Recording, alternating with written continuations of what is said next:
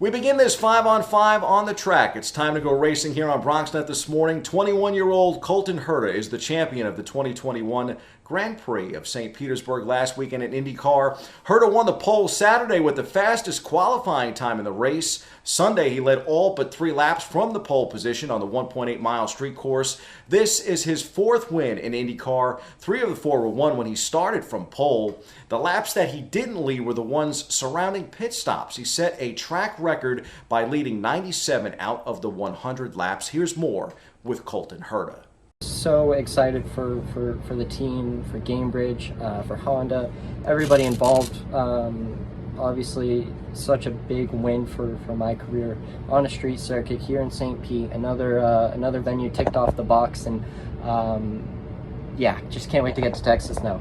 Get the thing rolling again. We had such strong cars there in the past, and you know, I can't wait to see what we bring this next weekend. Herta has been a one-on-one guest right here on BronxNet. Stay tuned for the C-list and how another of our special guests this past year believes Herta is destined for bigger things in Formula One. Racing takes the 5th spot in 5-on-5, and that includes a big victory for Brad Keselowski at Talladega Superspeedway Sunday in Alabama. He finally led a lap in this race, the last one to score the win. He becomes the 9th different winner in 10 Cup races so far this season. Keselowski ties NASCAR Hall of Famers Dale Earnhardt Jr. and Jeff Gordon for second most series wins at Talladega all time with 6 apiece. Daytona, that's a big one. Oh man, it stings still, but this is a good one. We'll take it. Beggars can't be choosers, but you know, I certainly learned some lessons from that race and tried to apply them, and it all came together there at the end. Michael McDowell gave me a great push, kind of like he did it Daytona, and I was a little bit smarter with how I handled it, so it all came together. We shift gears, pun intended, from motorsport to the NBA here on 5-on-5. We said it last time out, the Knicks are closing in on a postseason berth and possibly home court advantage in the first round. They topped Toronto Saturday at the world's most famous arena. Here's the clutch J Barrett and Mr. Triple-Double himself, All-Star Julius Randle on the Knicks' resurgence. Since the fans have been back, it's been amazing playing here. They give us such a boost, and we're really playing, and we're playing hard together, and we really want to make them proud. They're cheering. We want to give them something to cheer for, to cheer about. I pride myself on my work ethic. The greats, they've done it before. The guy that I idolize the most and look up to. Which is Kobe. His work ethic was top notch. Nobody was better. Putting the time in. Time for some self-promotion here on 5-on-5. I had New York Post Knicks beat reporter Mark Berman on our podcast, Stepping the Arena. You can listen on iTunes, Spotify, or watch on YouTube and, of course, live on Twitter. Check us out Thursday nights at 10 p.m. Berman says despite Brooklyn's star-studded cast, this will always be a Knick town.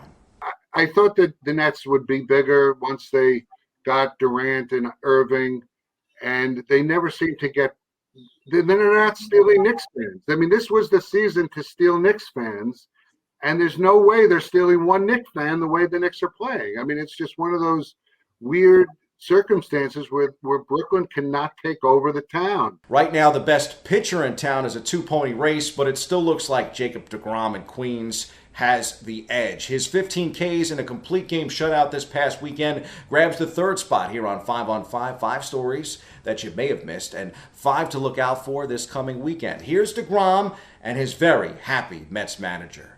Tonight I noticed my stuff was really good in the bullpen. And I've had starts where my stuff's been really good in the bullpen, and you go out there and you almost lose a little bit of focus. So walking in, I literally was thinking, hey, you got to keep that focus. Once I got out there, calmed down, and was executing pitches, I felt good and was just trying to keep us in the ball game.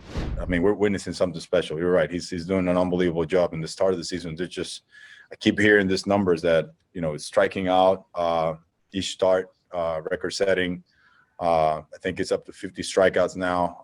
It's special for sure. Here in the Bronx, Gerrit Cole is no slouch either. He tosses a gem last Saturday. We caught up with him and manager Aaron Boone to discuss the performance and how it could be steps in the right direction for a team that has struggled in the month of April. Some 3-ball counts I'd like to clean up sooner rather than later. But we were convicted of some pitches and some situations where they were going to be aggressive, and we executed, and fortunately some things went our way. He came out in the 6th and had a real pitch efficient inning to earn going back out there in the 7th, and finished really strong. I thought he was terrific, and obviously a game where we needed him to be really, really good, because we're up against a really good one as well. In the 2 spot here on 5-on-5, NYCFC looked mighty good at Yankee Stadium, even if the Bombers really haven't lately. They defeat Cincinnati 5-0 to leap into the win column last weekend. They are back in action tomorrow, Saturday, May 1st, to take on Philadelphia. And last, but certainly not least, we dedicate this 5-on-5 to the memory of 19-year-old Terrance Clark. The Kentucky star from Boston, who played in the Slam Summer Classic here in New York, a game that I announced here in the Big Apple, died in a car accident months away from realizing his NBA dream. Our condolences to his family, and certainly a cautionary tale to all young drivers on the road. Be careful out there. That rounds out our 5 stories that you might have missed. Here's 5 to keep an eye on this weekend. Keep an eye on the Yankees. They appear to be turning a corner. They grab a spot here on the back end of 5-on-5. The Bronx Bombers host Detroit for a 3-game weekend set at the stadium. We raved about the Knicks in this roundup, but we really can't forget about the Nets. Brooklyn has a big test Sunday in Milwaukee, where the stars of the Nets will face the Bucks to kickstart the month of May. They too grab a spot here on 5-on-5. That game tips at 3:30 p.m. Sunday in Milwaukee. We love rivals here on the show. Can't forget about the New York Rangers and New York Islanders this weekend. The Broadway Blue Shirts are on the island at 7 p.m. Saturday night.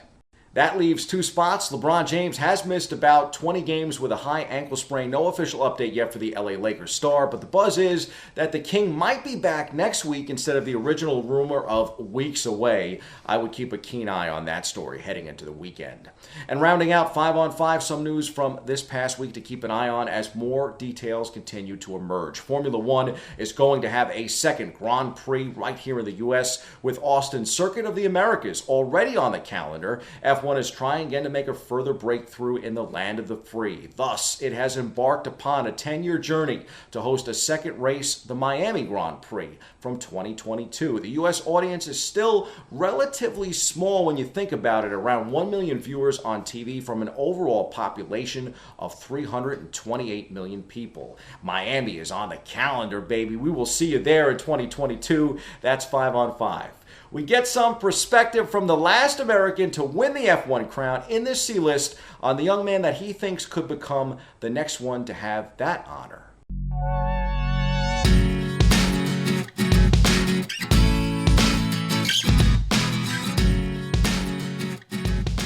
Racing icon Mario Andretti believes IndyCar star Colton Herta is Formula One quality, and he's pushing like hell to find an opportunity for the 21-year-old with a top F1 team.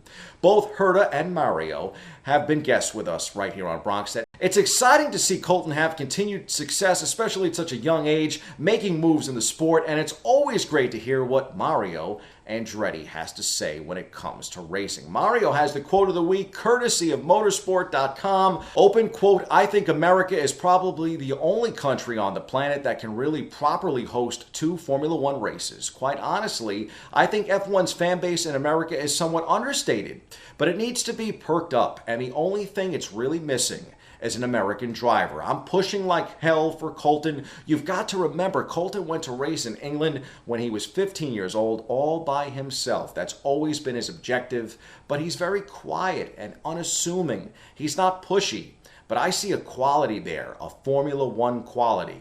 I'm really a fan of Colton. I'm in his pit during the races, and he's just very calm and collected. I love that. He adapts to everything. That's a big key to everything. You hear people complaining, it's too slippery, it's too windy. He just gets on with it. It's the same for everybody. Just find a freaking way to do it.